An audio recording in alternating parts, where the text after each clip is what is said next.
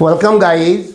Today we move to synthesis. वाक्य संश्लेषण विभिन्न प्रकार के सिंपल सेंटेंसेस को जोड़ करके एक सेंटेंस तैयार करना, एक सिंपल सेंटेंस तैयार करना।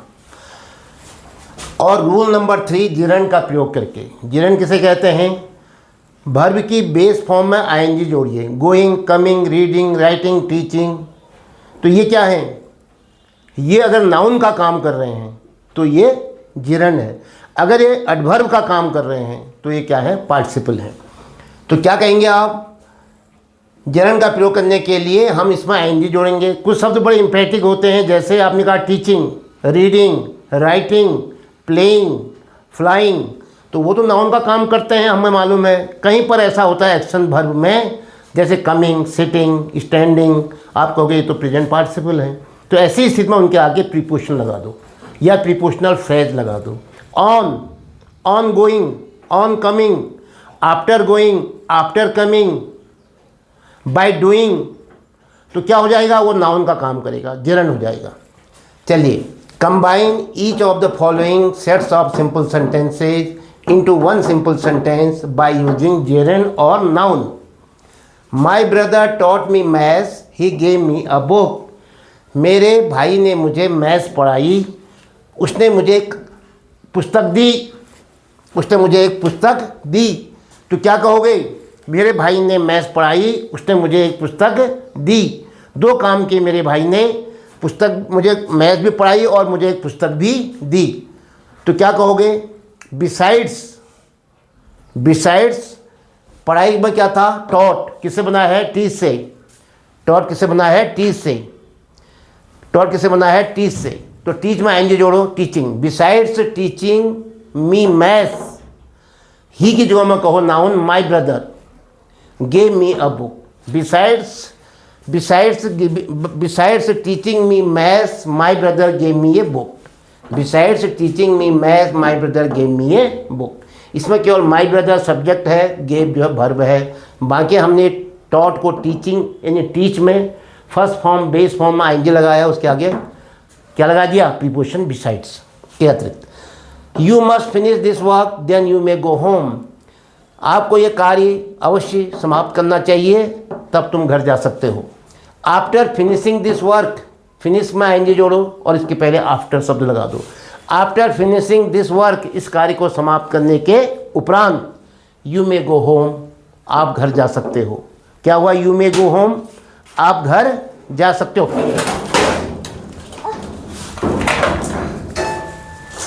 यू मे गो होम का अर्थ क्या हुआ? आप घर जा सकते हो। आप घर जा सकते हो, you may go home. Next, after finishing this work, इस कार्य को समाप्त करने के बाद, यू मे गो होम, आप घर जा सकते हो।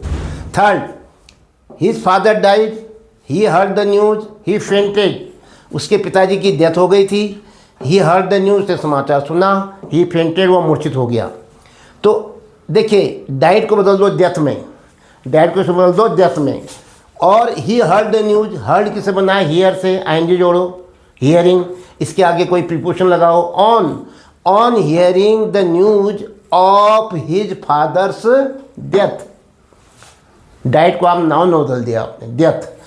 On hearing the news of his father's death he fainted. He subject रख, on hearing the news of his father's death he fainted. He subject, fainted verb. और ये क्या हो गया? Hearing gerund. उसके आगे क्या लगाया? ऑन। दूसरा जो डाइट था उसको किसमें चेंज कर दिया? डेथ में। तो क्या हो जाएगा? On hearing the news of his father's death he fainted. यहाँ तो कोई वर्ब नहीं आई और ये आ गया सब्जेक्ट और verb. Next, Ram was ill, he could not come to office. Ram could not come to office, Ram office नहीं आ सका। क्यों नहीं आ सका? बिकॉज ऑफ इलनेस, बीमारी के कारण। ड्यू टू इलनेस, बीमारी के कारण। क्योंकि हमें एक ही वाक्य बनाना है, उसमें भी ऐसा जिसमें एक ही सब्जेक्ट एक ही वर्ब हो। अगर इसका कॉम्प्लेक्स बनाना होता, कैसे बनाते? Ram could not come to office because he was ill, क्योंकि वो बीमार था। वो क्या बनता? कॉम्प्लेक्स बनता। अगर कंपाउंड बनाना होता, Ram could not come to, नहीं, राम वॉज इल सो, इसलिए पहले वाक्य का प्रभाव दूसरे वाक्य पर पड़ रहा है। बीमार हुआ तो क्या प्रभाव पड़ा, ऑफिस नहीं जा सका। तो Ram was ill so he could not come to office, ये कंपाउंड हो गया सो से। नेक्स्ट, हमें तो सिंपल बनाना है, ध्यान रखना, जेरेंड और नाउन का प्रयोग करना है, ये भी ध्यान रखना। माई friend sold his mobile, he got ₹1000 for it. मेरे दोस्त ने मोबाइल बेचा, उसे मोबाइल के बदले 1000 मिले। तो माई फ्रेंड सोल्ड हिज मोबाइल 1000 में for ₹1000, he got ₹1000 for it का सारांश क्या होगा, फॉर ₹1000। मेरे दोस्त ने 1000 में मोबाइल बेचा। My friend sold his mobile for ₹1000। Next, my mother is ill, she has high fever. मेरी माँ बीमार है, उन्हें उच्च ज्वर है। My mother is ill with high fever, तो हाई फीवर नाउन है, उसके आगे क्या लगा दो, विद हाई फीवर, उच्च ज्वर के साथ मेरी माँ बीमार है। तो केवल एक सब्जेक्ट एक वर्ब, क्या बना हुआ कि सिंपल सेंटेंस। अगर आपसे कहा जाता है इसका कॉम्प्लेक्स बनाओ, my mother was ill as she has high fever, क्योंकि उससे बहुत उच्च कारण बता रहा। देखो ये माई मदर इज इल और इसका कारण क्या है, because she has high fever, as she has high fever, कोई भी एक शब्द लिख लो अगर एडवर्ब क्लॉज ऑफ रीजन है। नेक्स्ट, वो तो हुआ क्या कॉम्प्लेक्स। अगर उसका कंपाउंड बनाना होगा, माई मदर इज इल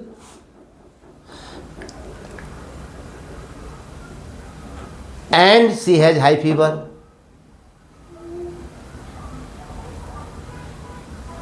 या ऐसा करो, my mother has high fever so she is ill, ऐसे भी बन सकता है, एंड से भी बन जाता है, क्योंकि ज़रूरी नहीं कि हर सेंटेंस जो है आपका कंपाउंड ढंग से बन जाएगा। तो दो तरीके से आप इसको कंपाउंड भी बना सकते हो, लेकिन आपको तो सिंपल बनाना है। तो सिंपल का मतलब एक सब्जेक्ट एक वर्ब। तो कैसे बनाओगे, my mother is ill with high fever, ये है आज का chapter. Next, Ramesh helped me otherwise I should have drown. Ramesh ने मेरी मदद की। दूसरा वाक्य है, अन्यथा मैं डूब चुका होता, otherwise I should have been drown. Otherwise को रहने दो, ये सेंटेंस की पूर्ति करेगा। I should have been drown, मैं तो डूब चुका होता। कैसे, without Ramesh help, without Ramesh help, बिना रमेश की मदद के। रमेश हेल्प, रमेश की मदद, विदाउट बिना, तो इसका अर्थ आ गया। अदरवाइज भी इसमें शामिल होकर के, क्योंकि अदरवाइज भी दिया था, तब मैंने विदाउट रमेश हेल्प कहा। क्या कहा, I should have been down without Ramesh help, Ramesh की हेल्प के बिना तो मैं डूब चुका होता। ये तो सिंपल बना। अगर कॉम्प्लेक्स बनाना होता, रमेश हेल्प्ड मी, नहीं बनना है। I should have been down, नहीं बन पा रहा है। रमेश हेल्प्ड मी,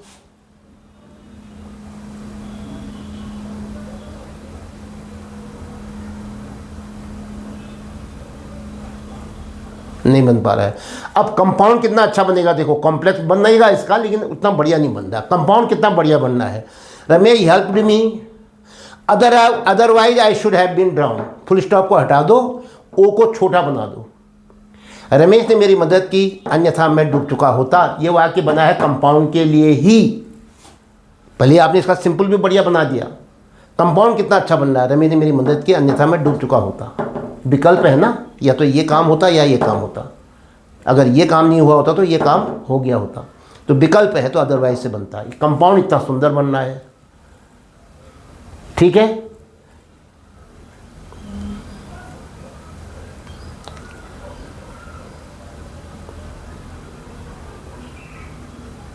अच्छा चलो कॉम्प्लेक्स बना देता हूं। ऑल्दो रमेश हेल्प्ड मी, यद्यपि रमेश ने मेरी मदद की, otherwise I should have been drown, ये लिखना पड़ता है पूरा में, उतना अच्छा नहीं बन पा रहा है। I should have been down, मैं डूब चुका होता। अच्छा कंडीशनल बनाते हैं, मैं तो डूब चुका होता अगर रमेश ने मेरी मदद नहीं की होती। Adverb clause of condition. I should have been drown if Ramesh, no, unless Ramesh helped me. अगर रमेश ने मेरी मदद नहीं की होती, अनलेस रमेश हेल्प्ड मी, जिसका मतलब हुआ if Ramesh had not helped me, I, otherwise नहीं आएगा फिर, I should have been drown if Ramesh, नहीं, unless Ramesh helped me. Unless का मतलब हुआ इफ नॉट, और हेल्प्ड है डिड नॉट हेल्प मी, चलो वही अच्छा है। I should have been drown if Ramesh did not help me, ऐसे लिख लो। इफ लगाओगे तो नॉट लगाना पड़ेगा, हेल्प्ड के साथ डिड नॉट लगता है। अगर आपने कहा साहब डिड नॉट और इफ को जोड़ देता तो क्या बनेगा, अनलेस, और यहाँ हेल्प्ड रह जाएगा। I should have been drown unless Ramesh helped me, मैं तो डूब चुका होता अगर रमेश ने मेरी मदद नहीं की होती। कंडीशन बढ़िया बन रहा है। कंपाउंड तो कंपाउंड के लिए तो ये बना ही है, Ramesh helped me otherwise I should have been down.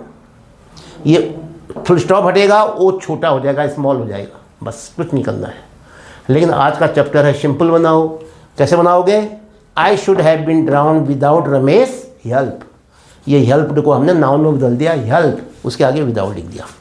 Next, he bought a book, he wanted to buy a pen but he did not buy it, वो उसने किताब खरीद ली, वो खरीदना चाहता था कलम, फिर उसने कलम नहीं खरीदी।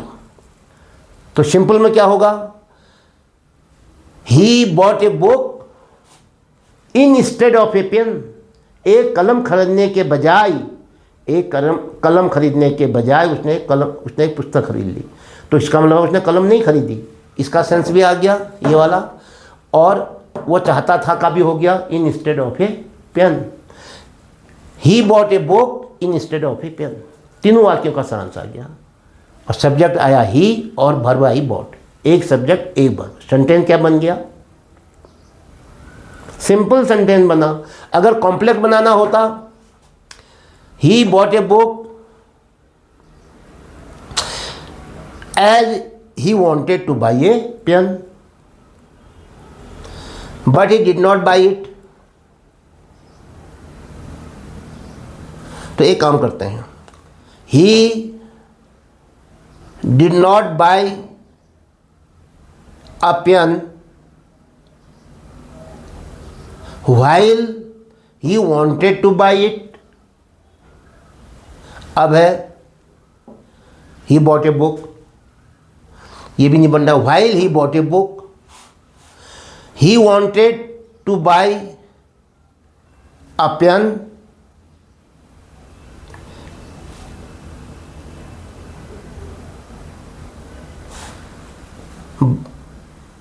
while he bought a book।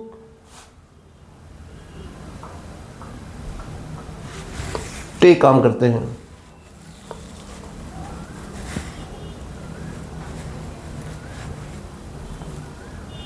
Condition बनेगा तो